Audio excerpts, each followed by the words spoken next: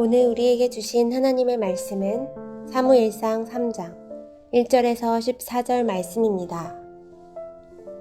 아이 사무엘이 엘리 앞에서 여호와를 섬길 때에는 여호와의 말씀이 희귀하여 이상이 흔히 보이지 않았더라.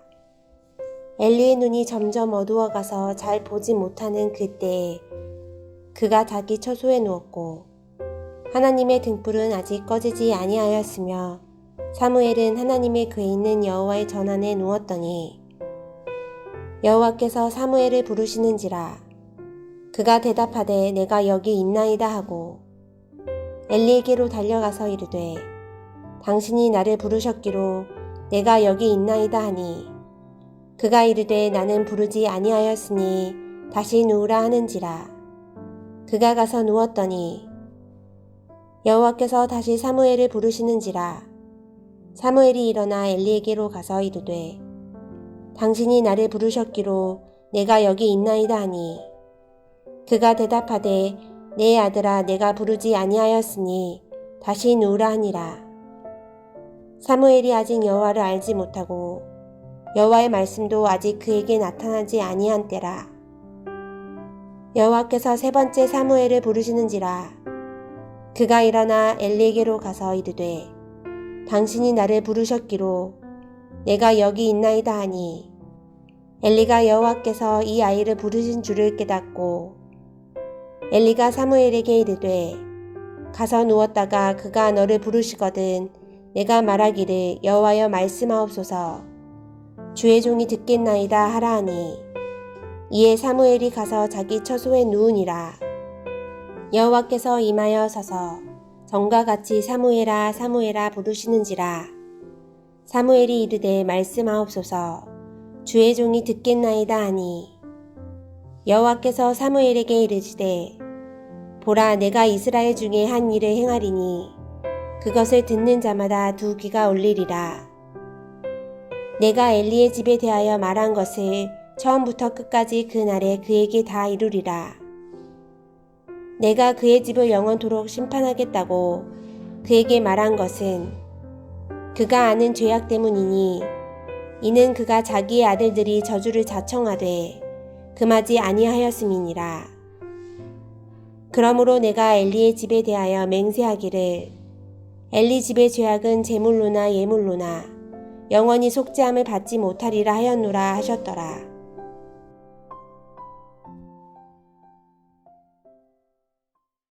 기도가 쉽다고 하는 분들은 별로 없습니다. 많은 분들이 기도하면서 피로감을 느끼기도 하고 기도한들 무슨 소용이 있는가 회의감을 느끼기도 하는 것입니다.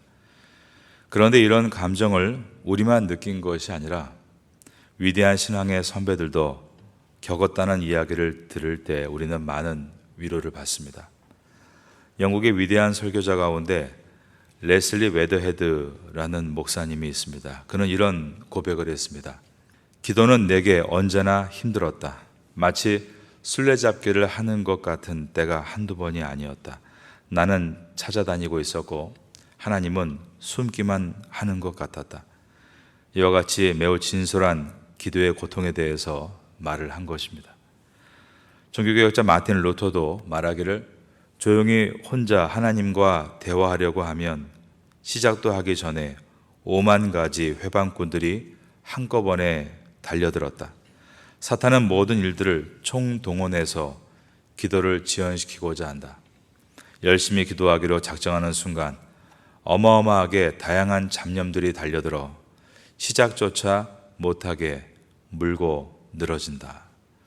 이렇게 훌륭한 목사님들도 기도에 대해 진통했고 고통을 겪었다는 얘기를 들을 때 우리도 위로를 받고 다시 기도에 도전해야겠다는 소망을 만들게 하는 것입니다.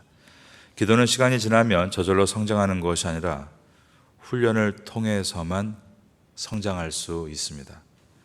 어린 아이는 시간이 지나면 몸이 자동으로 자랍니다. 그러나 기도는 시간이 지난다고 저절로 성장하지는 않습니다. 기도는 매우 지속적이고 의지적인 훈련의 과정을 통해서만 진보하는 것입니다. 르네상스 시대에 살았던 위대한 화가 레오나르도 다빈치를 아실 것입니다. 그가 세계적인 명성을 얻는 그림의 대가가 되기까지 무려 10년 동안 사람의 형체를 손과 발과 어깨, 팔, 다리를 다양한 각도에서 그리는 훈련을 했다는 것입니다. 그렇게 10년 동안 집요하리만큼 사람의 신체를 다양한 각도에서 그린 결과 10년이 지나서는 사람을 보지 않고도 하얀 도화지에 사람의 몸을 자유롭게 그리는 미술의 대가가 된 것입니다. 세상에서 가치 있는 것들을 얻기 위해 반드시 훈련과 노력의 과정이 필요하듯이 기도 또한 그렇다는 것을 우리가 생각해야 합니다. 우리는 형식에 매이지 않고 자유롭게 주님과 교제하기를 원합니다. 저도 그것을 원하고 있습니다. 하지만 화가가 도화지만 놓고도 힘 안 들이고 자유롭게 그림을 그리기까지 훈련과 노력이 필요하듯이 무의식적인 만큼 자유롭게 하나님과 교제하기 위해서는 의식적인 고된 훈련의 과정을 통과하지 않고는 결코 도달할 수 없는 것입니다. 오늘 본문에 사무엘이 등장하고 있습니다. 사무엘서가 상하로 되어 있지만 원래는 한 권이었다라고 제가 말씀을 드렸습니다. 기독교 역사 초기에는 이 부분을 왕국기라고 불러서 사무엘상을 제1왕국기, 사무엘하를 제2왕국기, 열왕기상을 제3왕국기, 그리고 열왕기하를 제4왕국기라고 불렀습니다. 즉 왕들에 관한 책이라는 것입니다. 그래서 사무엘상에 나오는 주요 인물은 다윗입니다. 그럼에도 이 부분을 사무엘상이라고 사무엘의 이름을 비중 있게 소개한 이유는 기도하는 사람이 얼마나 중요한지를 우리에게 보여주기 위해서입니다. 기도하는 사무엘을 통해 새로운 역사가 열렸고 미스바의 대부흥이 일어났으며 다윗과 같은 훌륭한 지도자가 세워지는 일이 일어났기 때문입니다. 오늘 사무엘상 3장 1절에 여호와의 말씀이 희귀했다라는 이 말은 그 시대가 도덕적으로 정신적으로 어둡고 피폐했다는 말입니다.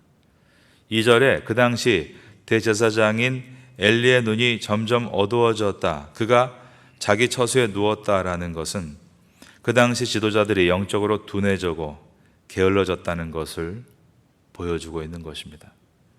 이 어두운 시대에 하나님의 눈동자는 3절에 머무르고 계셨습니다. 하나님의 등불은 아직 꺼지지 아니하였으며 사무엘은 하나님의 궤에 있는 여호와의 전 안에 누웠더니 하나님의 등불이 꺼지지 않았다. 이 표현은 성막의 등불은 해가 떠오를 때 꺼집니다. 그러므로 아직 아침 태양이 밝아오지 않았다는 말입니다. 그 당시 성전의 불은 꺼뜨리지 않고 계속 살려두다가 밤에는 횃불처럼 불러 있다가 해가 뜨고 아침이 밝아오면 수추로 만들어 불씨를 유지했던 것입니다. 3절의 말씀은 하나님의 등불이 아직 활활 타오르는 그 늦은 밤에 어린 사무엘이 하나님의 성전에서 기도하고 있었다는 표현입니다.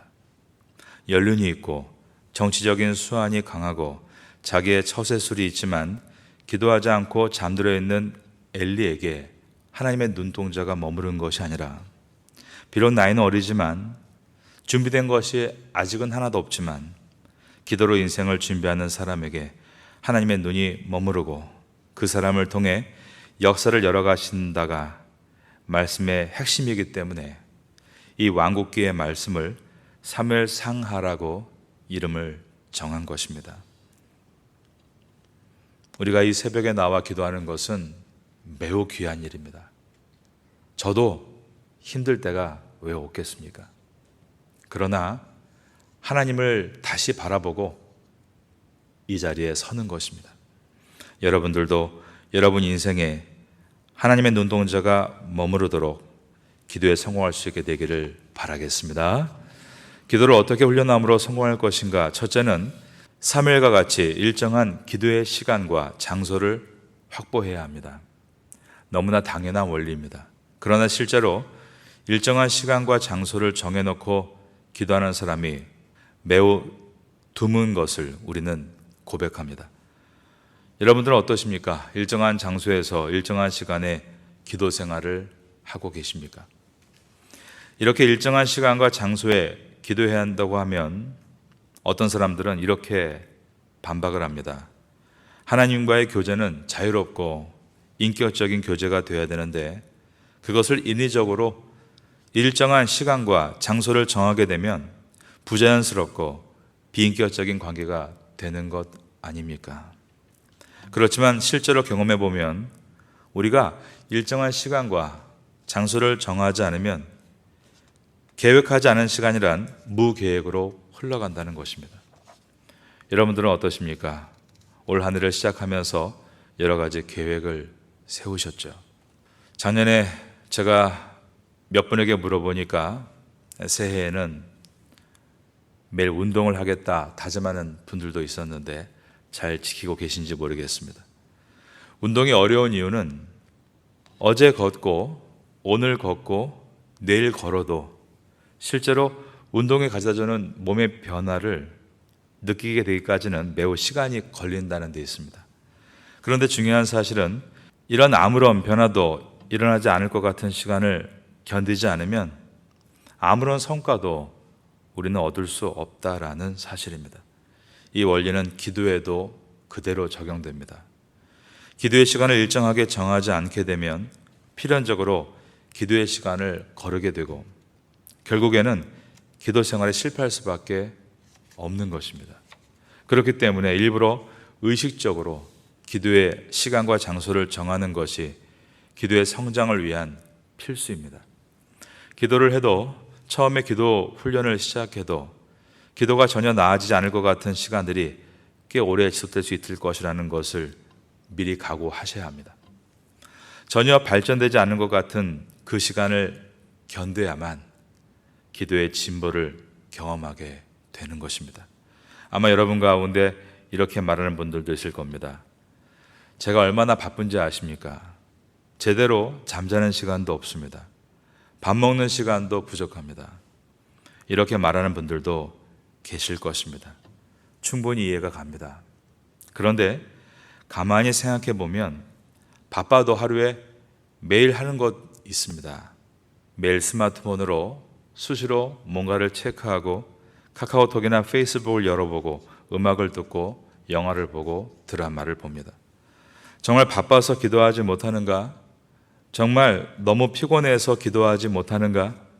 그것보다는 우리가 매일 하는 스마트폰이나 우리가 즐겨 사용하는 그런 일들이 하나님과의 교제하는 기도보다 우선순위가 뒤로 밀려 있기 때문이다.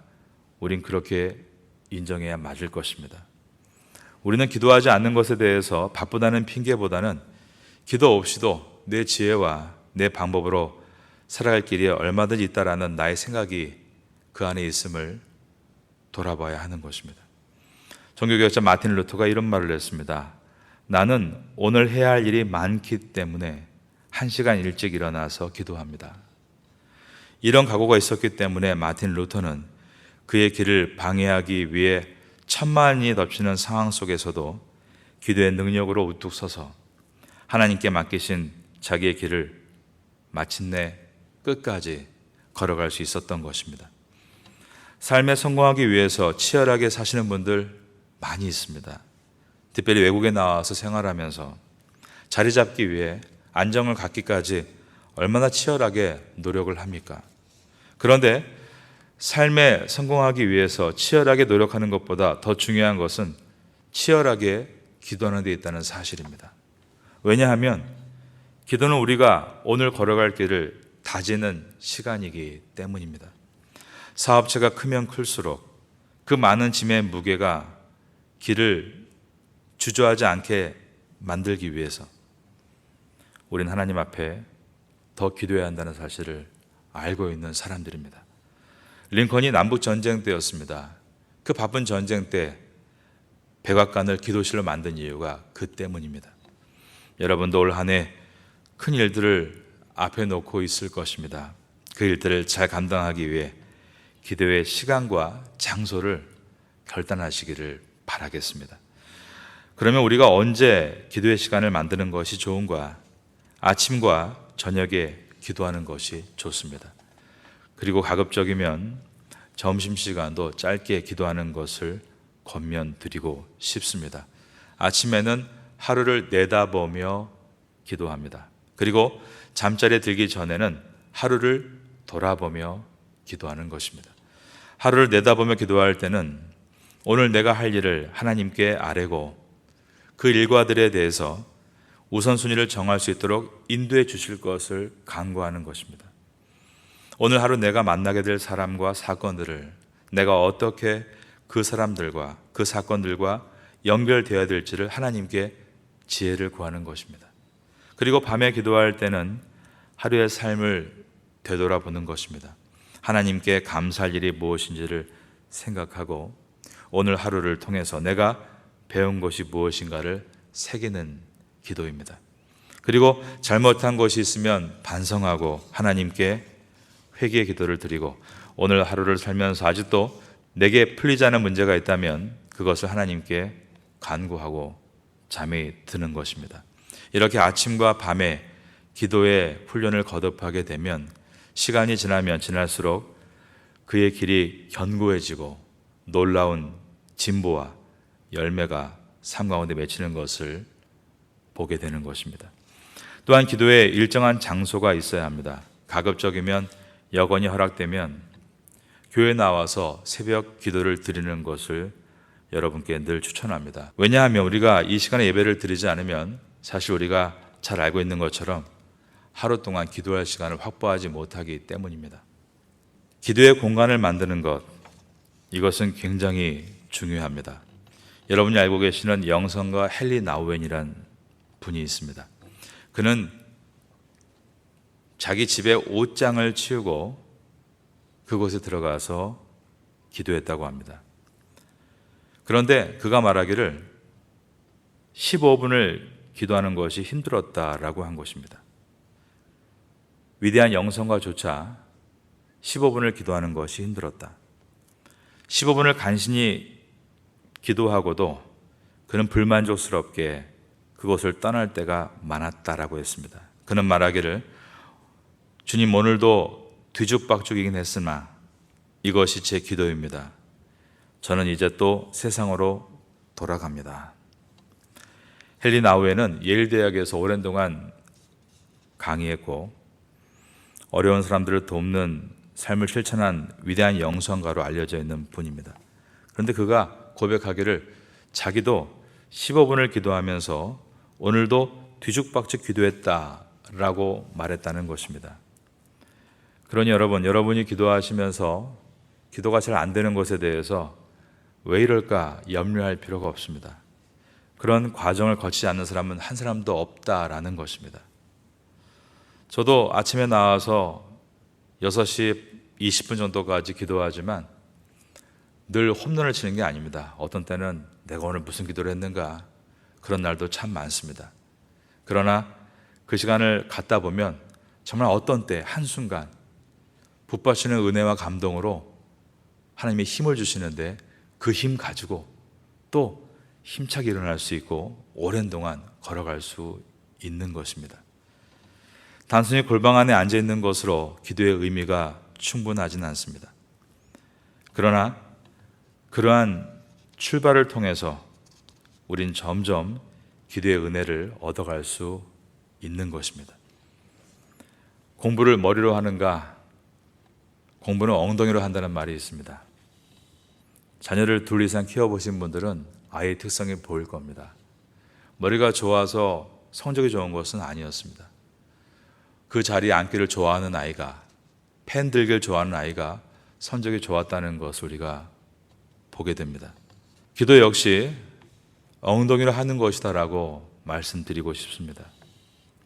아무리 똑똑하고 지혜로워도 엘리야와 같이 누워있는 것이 아니라 비록 어리고 아직 아무런 경험이 없어도 사무엘과 같이 엉덩이를 붙이고 기도하는 것입니다. 지금 기도의 질이 나쁘다고 낙심할 이유가 없습니다. 기도의 질은 기도의 양이 점점 늘어나면서 계속해서 기도의 질을 만들어갈 수 있기 때문입니다. 여러분도 이 아침 가운데 이 기도가 지속적이고 하나님과의 깊은 만남이 계속해서 지속적이 되심으로 시간이 지나면서 점점 하나님과 깊은 만남을 익숙하게 만들어갈 수 있는 여러분 될 수 있기를 예수님의 이름으로 축원합니다. 성경에는 약 650편에 해당하는 기도문이 들어 있습니다. 우리는 그냥 기도하면 내가 당면한 문제, 코앞의 문제만을 기도하는 미시적인 기도를 벗어나지 못합니다. 그래서 기도만 하는 것이 아니라 성경을 붙들고 기도하는 것입니다. 성경을 묵상하고 읽고 설교를 듣고 그 안에 담겨있는 나에게 주신 레마를 붙잡고 기도를 시작하면 우리의 기도는 길을 잃은 기도가 아니라 말씀을 붙잡는 기도가 되고 하나님의 영광을 위한 기도, 온 우주에 주님의 뜻을 담을 수 있는 기도로 바뀌게 됩니다. 사도 바울이 기록한 서신서에 보면 특별히 에베소서 1장 16절에서 19절에 바울의 기도에 초점이 들어있는데 바울은 기도할 때 첫째로 부르심의 소망이 무엇인지를 기도했다고 했고 하나님의 기업의 영광의 풍성이 무엇인지를 기도했다고 했으며 그리고 하나님의 능력이 지극히 크심이 무엇인지를 알게 해달라고 기도했다고 했습니다. 우리가 많은 기도문을 성경에서 보고 그 기도문을 붙잡고 따라하는 것은 마치 거푸집에 주물을 넣어 찍으면 똑같은 것을 만들어내는 것처럼 성경에 나와 있는 기도의 모음을 거푸집으로 삼아서 우리도 부르심의 소망을 위한 기도, 하나님의 영광의 풍성함을 구하는 기도, 하나님의 지극히 크신 능력을 의지하는 기도를 드리며 나아갈 때 우리도 믿음의 선배들과 같은 그러한 깊은 기도로 자라갈 수 있게 되는 것입니다. 요즘에 드라마가 12부작, 16부작 그럽니다. 그런데 여러분 드라마를 가만히 보면 여러 특징이 있는데 1편 처음에 15분에 엄청난 제작비를 투자합니다. 외국에서 촬영을 하거나 아주 엄청난 액션 장면을 보여주는 것은 바로 그 상황들이 마지막 이 드라마의 끝까지 달려갈 수 있는 힘을 주기 때문이고 시청자를 모으기 때문입니다. 사무엘상은 제1왕국기라고 불렀습니다.